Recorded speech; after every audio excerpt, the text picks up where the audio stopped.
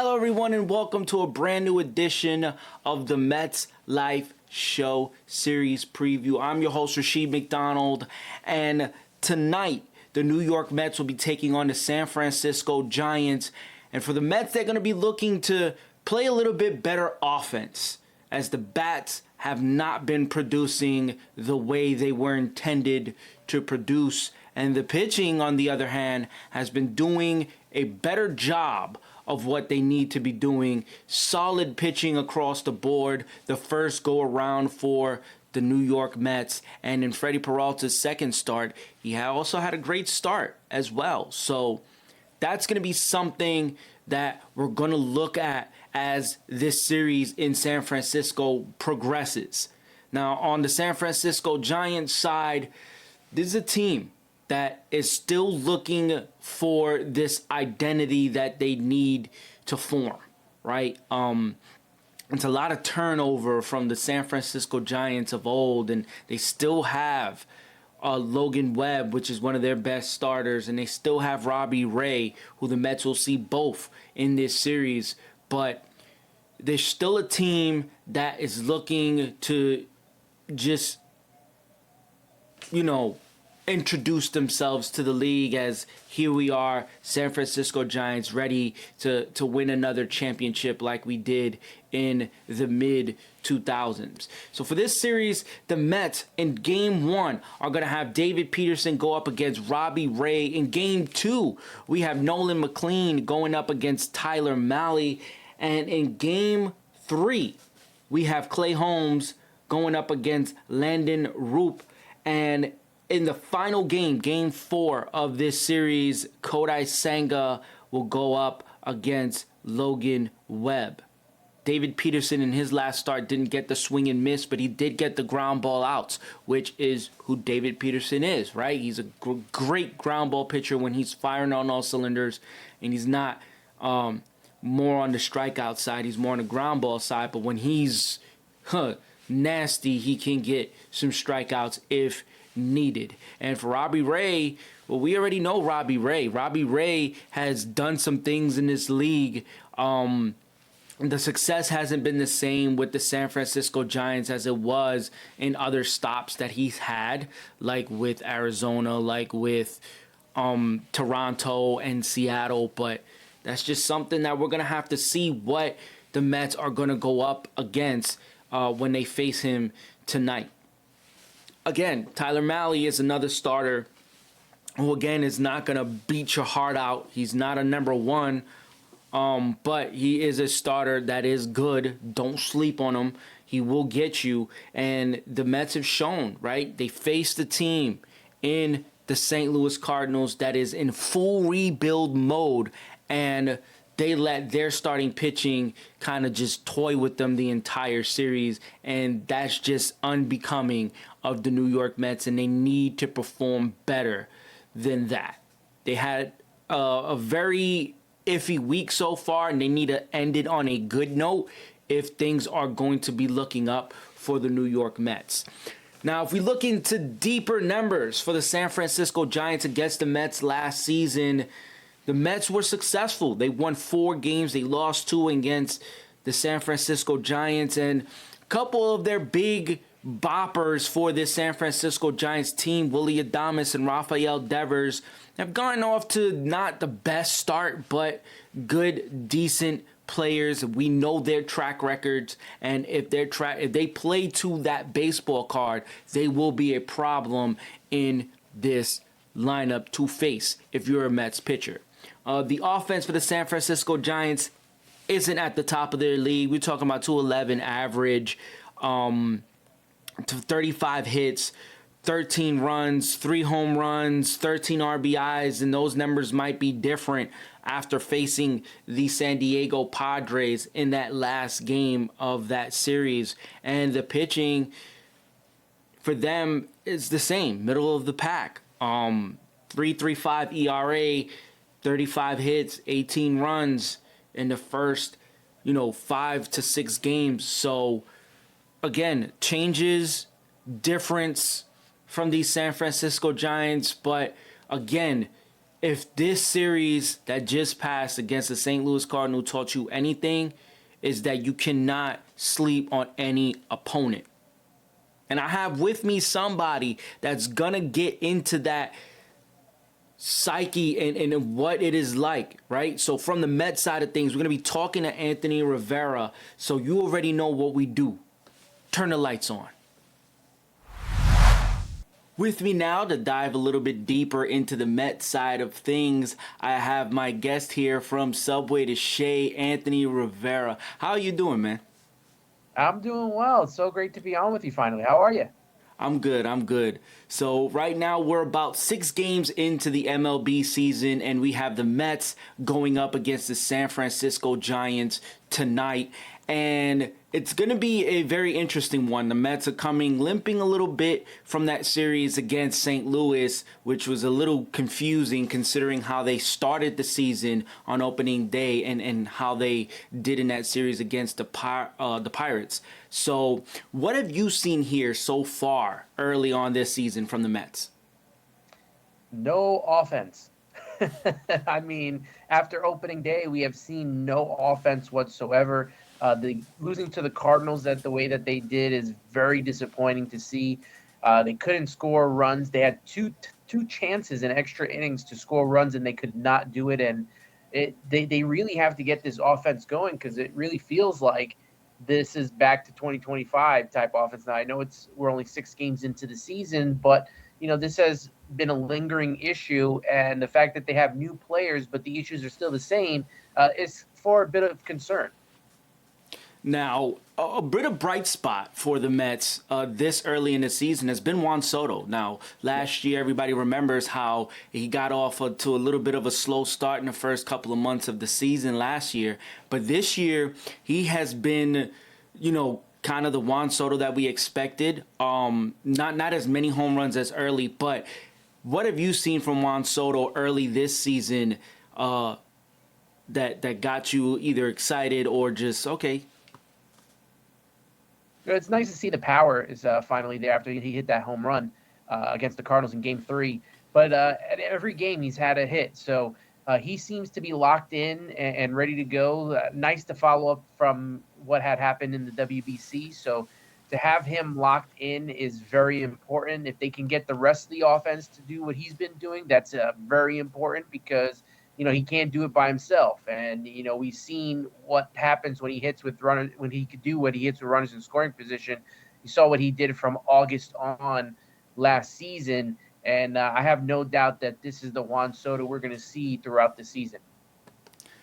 Now, coming into the season, the vibe from the Mets fandom has been very like walking on eggshells because no longer do we have Pete Alonso, no longer do they have Brandon Nimmo, Yeah. and Jeff McNeil is gone, Edwin Diaz is gone. So many favorite and fan liked pieces are gone and have been replaced. And those replacements haven't been performing as well. Besides, aside from Tobias Myers and Devin Williams, but what are your thoughts on how these replaced Mets have been performing so far? Yeah, it sucks to say the cliche. It's only been 6 games, but it really has only been 6 games. You look at Luis Robert Jr. and he's provided a little bit of spark to start the season, but you got to keep him healthy. Jorge Polanco has been able to get on base, whether with hits or walks, and he's dealing with an Achilles injury. Then you got Bo Bichette trying to make himself comfortable playing in New York, which is going to take some time. Like it takes time. Like we've seen it with Carlos Beltran. We've seen it with Francisco Lindor. We even saw with Juan Soto last year. It takes time for these guys to get used to being here. And it's really hard coming to New York, one, because New York's tough to play in to begin with, especially when you have the crosstown Yankees there. But then also, you're being asked to replace not only fan favorite Mets, but homegrown Mets in Pete Alonso, in Brandon Nimmo. That's not an easy thing to do with guys that are so beloved and have meant so much, not only to the team, the organization, but also the fan base. It's a tough task, but the Mets fans got to be a little bit more patient until we see this season progress. Now, this continues all the way, like let's say to June and July, then I think we're gonna have a problem. Now, speaking about patience, one player that, I was excited to see how he performed, especially early on this season, was Carson Bench. He got that opportunity, got that call to finally, be in the major leagues. And in opening day, he hit that home run, and it was like, okay, we got something here. It's been a little bit slow since. He had 2 hits in that opening game against St. Louis. But what have you seen from Carson Bench here early on this season? Well, the home run was nice on opening day, but he's still a kid. He's still young. He's still a rookie. This is what we were having to expect. If you're a fan of this team, you know that there's going to be growing pains when it comes to these players, especially players from down on the farm. He earned his spot here. He did everything he had to do to win the right field position and be the starting right fielder for the New York Mets. Now it's going to take growing pains. I mean, he could go 0 for 20. I mean, we can't just give up on him just yet. I know that MJ Melendez is in AAA. They just signed Tommy Pham. Mike Tauchman's going to be coming back from injury, but you don't want to just give up on this kid yet and send him down to AAA. Give him time. Let him make the adjustments. He's pretty good on defense. We saw him play center field the other night when needed him to. So there's like any of these prospects that the Mets bring up, there's going to be growing pains. Not everyone is going to be that superstar that Jose Reyes and David Wright were when they first came up here. You can talk about Pete Alonso when he first came up here. Not all of these guys are the same or built the same. So this is going to take a little bit of time. We've seen it with Brett Beatty. I mean, now he's starting to play well. This is like 3 or 4 seasons later. Mark Vientos, he had the really good season, and now he hasn't been good. Francisco Alvarez can't be consistent. So it just takes time for these guys to get themselves going. Now, one guy that people were eager to see how he performed as well early to start the season was Kodai Senga. Last year, the injury with the hamstring, and then he was never the same since. Even from the words from his mouth was, I don't feel the same. And he comes in, first start this season, 9 punchies, and he goes out there and gives a very, very good effort. Now, 1 inning kind of ruined the day for him, but what have you seen for Kodai Senga so far this season that leads you to believe that he's going to be all right?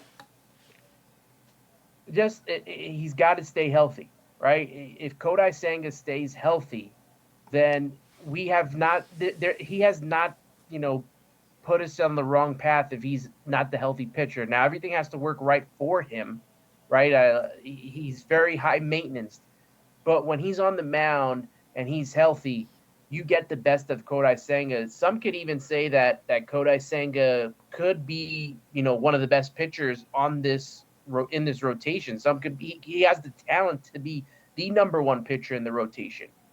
But everything has to be aligned. Everything has to be about his health. And so far, so good. I have him as my X factor this season for the rotation. I think that if he is the guy we've seen in the past, and every time he's been good, he's been really good, then him, Freddie Peralta, and Nolan McLean are a nice 1-2-3 punch. And if this team has any expectations to go to the postseason and be in the postseason, you at least have to have 3 starters. And with Kodai Senga pitching the way he did against the Cardinals, even though they lost, I mean, you couldn't have asked for more. Now, the Mets travel to San Francisco to begin a 4-game series over there at Oracle Park. Now, last season against the San Francisco Giants, they had success. They won 4 games. They lost 2, and they did well against the Giants. Now, this Giants team is a team that is still looking to find some sort of identity for themselves. They got a brand new manager in there. He came from college, which is something that is very unprecedented, but it's, guys are trying different things in the big leagues, and that's one of those things that the San Francisco Giants are trying to do is just be different. So, what are your expectations going into this series against this San Francisco team that isn't the best team in baseball, but they aren't the worst?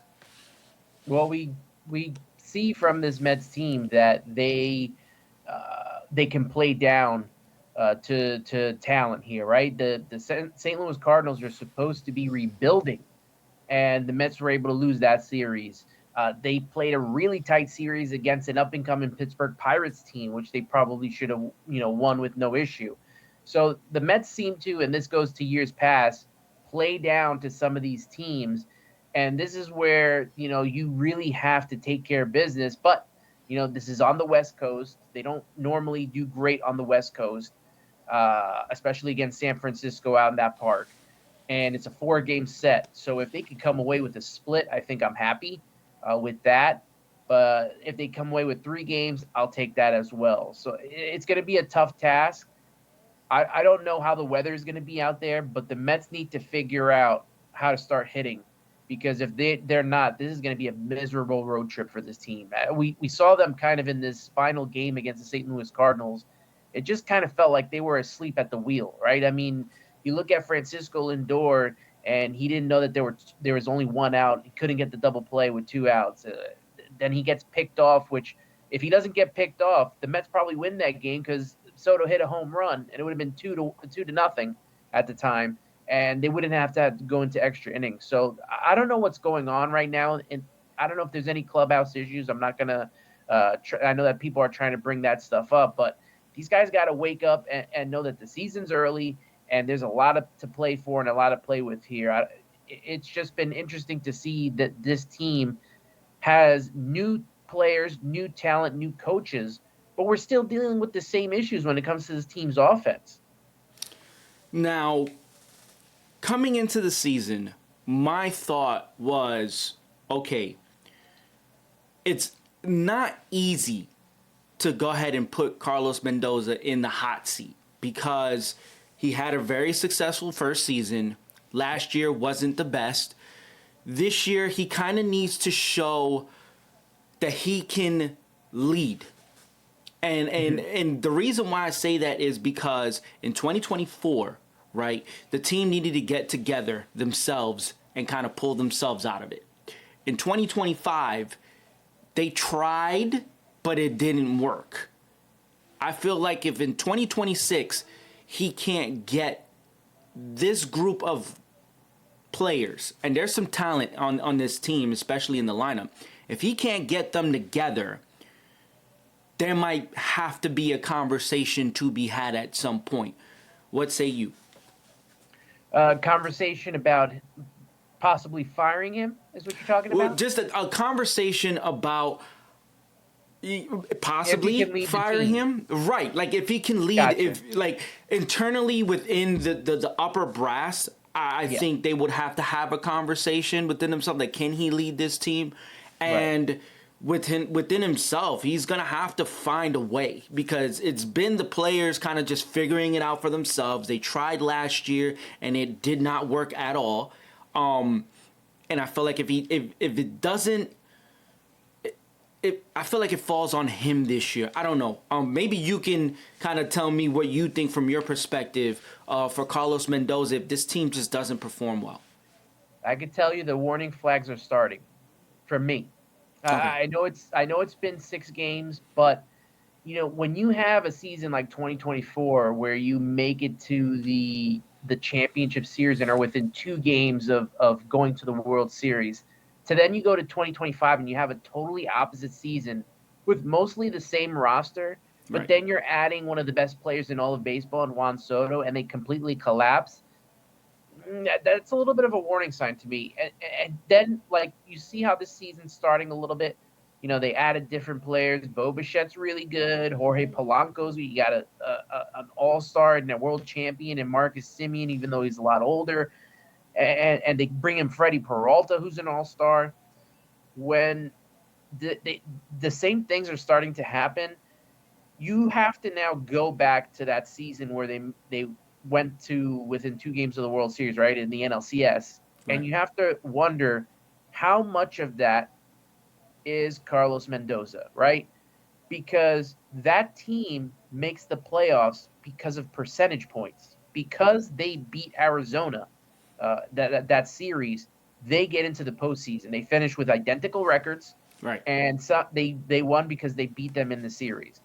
And it took Francisco Lindor, who had an injured back, to have one of the most clutch second halves. It took great pitching from players like Tyler McGill and Jose Quintana Right. to in September to make it to the postseason, and they almost got eliminated in the wild card round if it not for Pete Alonso. Right.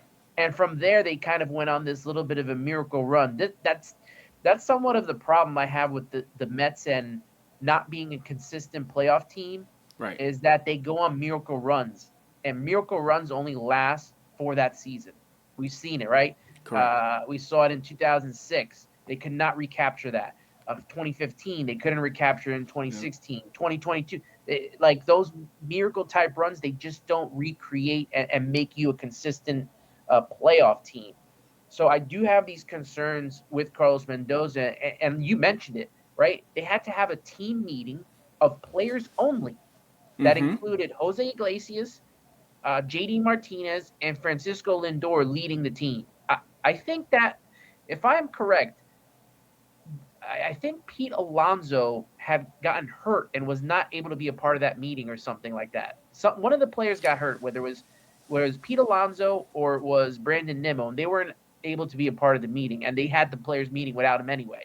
Right. I And, think it and was they, Pete. Yeah. yeah, and they came together.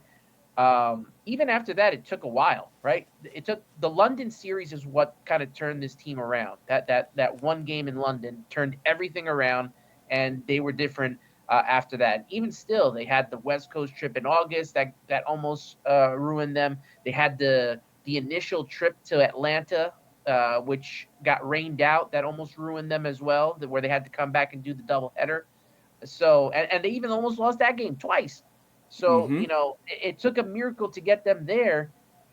I'm just, I don't know. Long story short, I am concerned about if Carlos Mendoza is the right guy to lead this team, because you've seen him struggle when it comes to, bullpen assessment and when to Right. bring in these guys, when not to bring in these guys.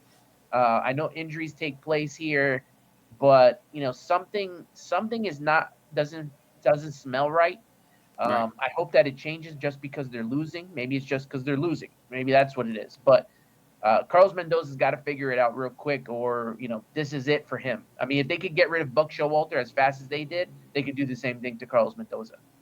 I agree with that point, which is why that question really pops up. And then as you dig a little bit deeper, right now the conversation starts to start to build around that friction that everyone talked about that was in that locker room with Alonso, with Nimmo, with Lindor, with Soto. When the only way you put that away is if you show that you can lead this locker room into these situations that last game against the Cardinals. That can't happen where Lindor is forgetting how many outs there are, getting picked off at first base before the Juan Soto home run. Like, those things cost games. And that can't happen, especially not from Lindor, who is the uncrowned captain. So those are some of the questions that I have. And I'm like, if this doesn't turn around, then it's going to start to look more and more true. Like, hey, the thought was that, the former manager before Buck Showalter couldn't handle the locker room, and that's why they couldn't succeed. It's starting to happen again. And it's also even the little things, right? I mean, when this team loses, they're going to bring up stuff that happens in the clubhouse or whatever. Right. Prime example, on opening day, right? Instead of celebrating the Mets winning on opening day and then winning, I guess, the second game, winning the series against Pittsburgh, what is everyone talking about? The 10 seconds when they announced the lineups that Juan Soto and Francisco Lindor didn't really embrace, right? They just, slapped each other's hand, went about their business. and then you see the rest of the players hugging and doing handshakes and all that stuff. So Right. now the talk is about Francisco Lindor and Juan Soto, if they can get along or not. And Lindor not scoring on his double. Why isn't he doing that? And even the game against St. Louis where he gets picked off. So the talking points are always going to be now the Juan Soto versus Francisco Lindor, and that's something that the manager needs to nip in the bud and maybe go to the players and say, can you for 5 seconds, like just give them the hug handshake and let's be about it. The cameras are on us. I don't care if you have the egos. I don't care if you don't like each other, whatever. You don't have to get along. They don't have to get along to win. I mean, players in the 1986 Mets, some of them didn't get along. So, Right. and they won a World Series. So, it's possible to win a World Series and not be the best of friends. But, for optics and to not have this be written all over the media and all over newspapers and stuff like that, can you for 3 seconds just hug for a second and do the handshakes like everyone else does? Just make something up so we're not talking about this all day. I agree with that, man. And at this point, it's starting to look a little bit like if they do that, because you already know the narrative with the fan base. If they do that and they do like some type of like, okay, we're gonna hug, or they do like a post game press conference where they're together and they're doing like it's gonna look like they're forcing this relationship to happen. Now, do I think a conversation needs to be had with manager and said players? Yes. It should have been had. The moment this thing was a thing last year, he should have sat both players down. Let's have a conversation. Let's talk about this. What's going on? You can keep it in house, but as long as y'all figure that out, have a conversation and set like the tone. Like, listen, whatever it is you guys are going through, we're not doing that here. So let's, figure like A-Rod and Jeter didn't like each other, and they won a championship. So Yeah. people not liking each other, like you mentioned, that's nothing new. It happens. It happens all the time. But it's just wild how this thing has just taken on a life, and it's like it's worse than when Francisco Lindor and Jeff McNeil went into the tunnel and had fisticuffs. It's worse than that. It feels like Lindor and Soto had a fight somewhere in a parking lot, and they're not over it. And that didn't happen. So it's crazy. I feel like that needs to end. They need to do something about it now at this point, because it's starting to look obvious with getting picked off before the home run, and it's starting to look obvious, and I do think they need to change that. All right, give me some of your keys to victory for this Mets and Giants series here. Offense, offense, offense, right? I mean, there's nothing really I can say about the pitching. The pitching has been solid, even with them bringing in Richard Lovelady, which I'm not the biggest fan, but I know why they're doing it.